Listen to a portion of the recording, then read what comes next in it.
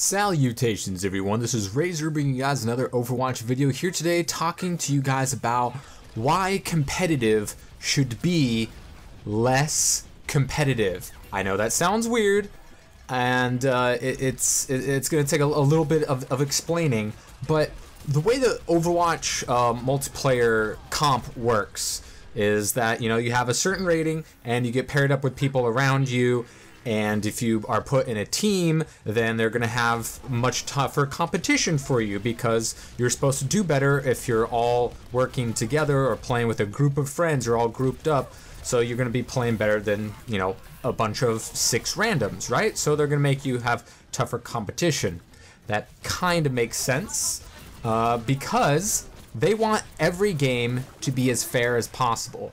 That's why, you know, your bronzes don't play against your diamonds. That's why your platinums don't play against your grandmasters.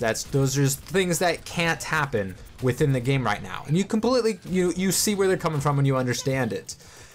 But that's a problem because it makes the game it makes it too competitive. It makes it too fair. And having a multiplayer game, a competitive one, making it as fair as possible is always a terrible idea. Now, the way that Overwatch is fair is a little different than how other games make things quote-unquote fair. If you take a look at something like Call of Duty, which is something that I started my channel with years and years ago, I always kicked ass in that game, but the franchise kept getting worse and worse. And one of the reasons why, you know, really bad developers making really bad decisions, and every map was just terrible, granted. But one of the bucking trends of that franchise and of multiplayer gaming as a whole, especially among shooters, was that it was becoming too fair. It was becoming too competitive because what it allowed people to do, increasingly so, was that if you were bad at the game, it didn't really matter so much. You could still beat people who were better than you in every single aspect of the game. You might be asking, how does that make sense? If they can beat you, then certainly you're not a ton better. Well, when you take a look at the advent of ultimate attacks that was popularized, I believe, by MOBA games, Call of Duty kind of picked that up, so they gave everybody a free kill streak every few minutes, which you didn't have to earn. I mean, you could earn them faster if you were doing well, but any Joe Schmo can get like 3 of them in a game at least, and those ended up getting them free kills regardless of how good they were. There was these things called support kill streaks, where usually in COD, kill streaks were things that you had to earn by getting a streak of kills. Well, support kill streaks, you didn't need to get all those kills in a row, you just had to get them within one game. So you didn't have to be skillful, you could just keep throwing yourself over and over and get these score streaks, these kill streaks for free without having to you know, string even 2 together. And that made things more fair because bad people could get a lot of free kills, a lot of easy kills.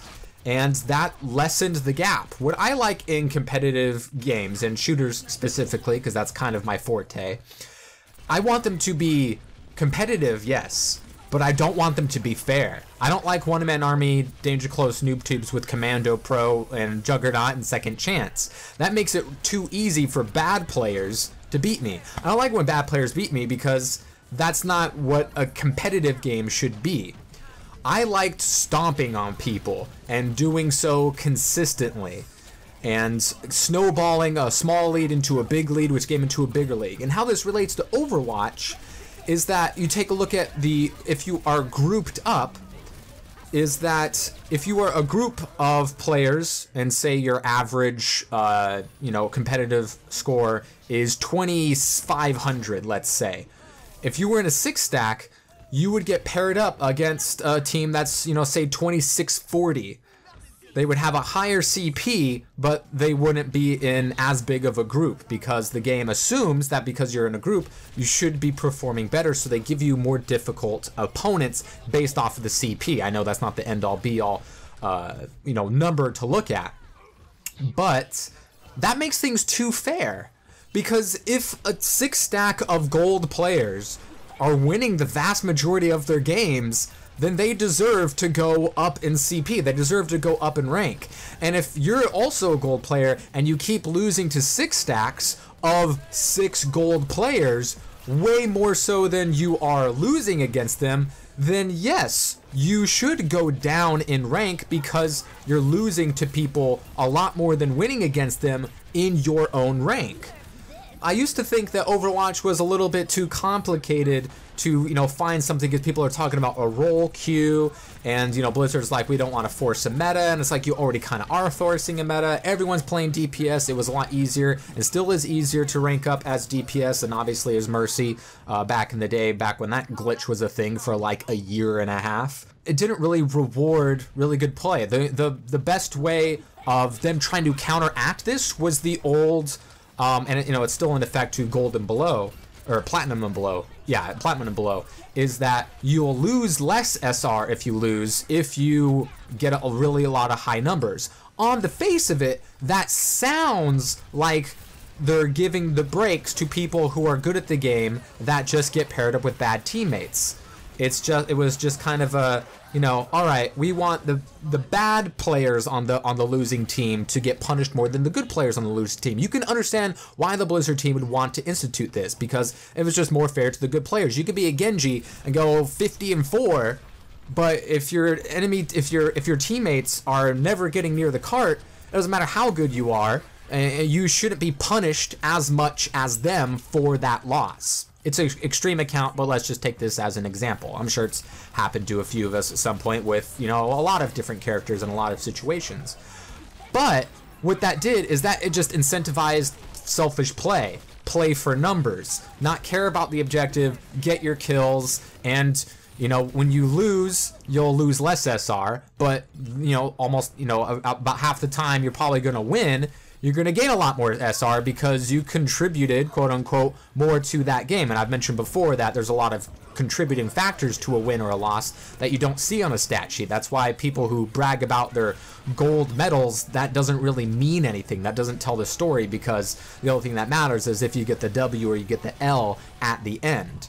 So that was a thing that they took away from the game to help incentivize more team play and less selfishness, but only at platinum and diamond and above. And everybody kind of wants that to be the same at all levels, especially since diamond and above is only the top 10% of us players, and the bottom 90% is bronze to plat.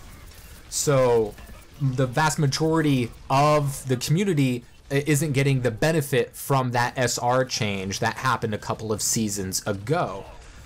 So one way to counteract this would be to have that change for all levels of play. I think everybody wants that. And also, Jeff Kaplan has noted, why aren't more people teaming up in sort of a cheeky sort of way? And we know why people don't team up, why you don't always play with your friends, or why you don't always play in a 5 or 6 stack, but you go in like 2s and 3s at the most, because you'll be putting it up against harsher competition. But as long as you're all within the same group, they should keep the whole thing of having there be a gap in solo queue where a bronze player can't play a platinum player, as an example.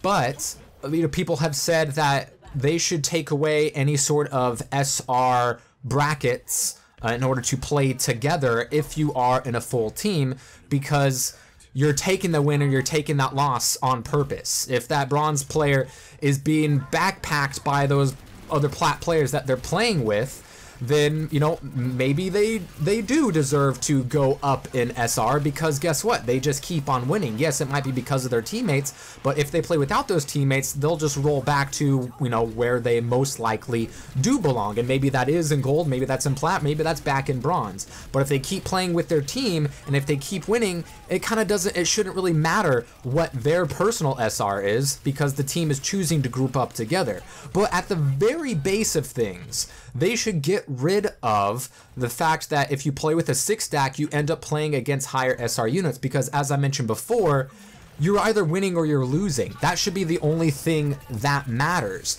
We understand that the game wants things to be more fair, but as I've mentioned many times within this video, is that if you make things more fair, then that doesn't help the good players, that just helps the bad players. It makes things more competitive, yes, makes things more random, because of, you know, all the crazy Symmetra one tricks, and, you know, maybe you get the good Mercy, maybe you get the terrible Mercy. There's already enough randomness within the game, and matchmaking itself is so random where people want to pick dive tanks, but then they don't actually dive, or, you know, they pick a hit scan against the Pharah and they just don't hit them, or you can go all defense heroes and still win. Those are all things that can happen. You can pick Orisa on attack Numbani and win easily because the enemy team just doesn't know how to deal with that. There's already a lot of randomness within matchmaking, but I think if you take away this, if you take away the decentivization of playing with the team, if you incentivize people to play together, then you get less toxicity. You know, at least among people who are not friends with each other.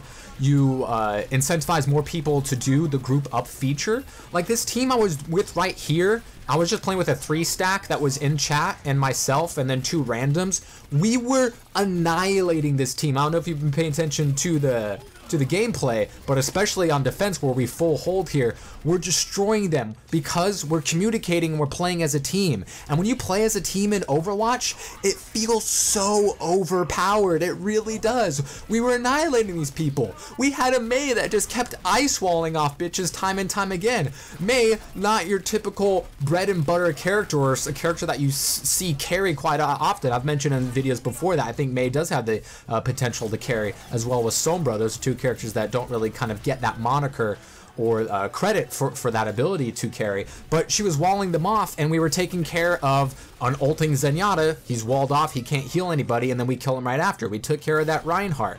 We're calling people off of the high ground. We're saying they're coming main, they're coming up, they're coming right. We were calling it, we were CCing, we were coordinating our ults. You're still going to make more mistakes, but if you're communicating, you're going to beat people that are way better than you. This can happen in a lot of different games, where if your team is just playing as a team, you can beat people that are mechanically more skilled than you. But if you get the W, that should be the only thing that matters, and that should be the only thing that Blizzard and the SR system should care about. So I want competitive to be less competitive. I want good players to beat the bad players more easily. I want the team that's communicating to be incentivized to stay as a team, to continue communicating, to continue winning, and to gain their SR and be rewarded for their efforts. We all want everyone to communicate. We all want everyone to pick a more viable composition. We all want less Symmetra and Hanzo and Torbjorn one tricks. We want more people synergizing with our tanks.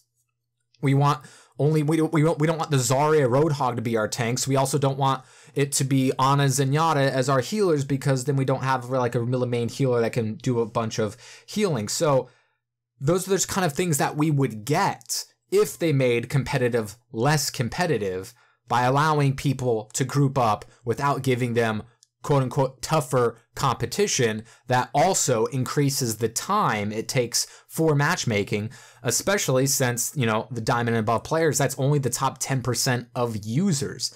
It's going to be a smaller base of players to pool from as you go higher and higher in SR.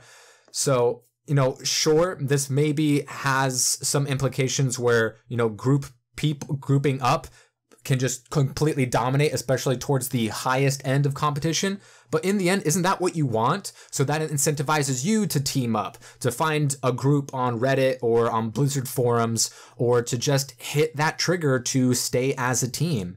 Because we all like winning, and we all like to keep winning when the winning gets good. And if competitive was a little less competitive and a little less fair to the poor players, and more incentives to play with people, communicate, and play as a group, we'll just have more fun as a whole, and maybe we'll all be in the SRs that we all think that we should be in. But maybe not.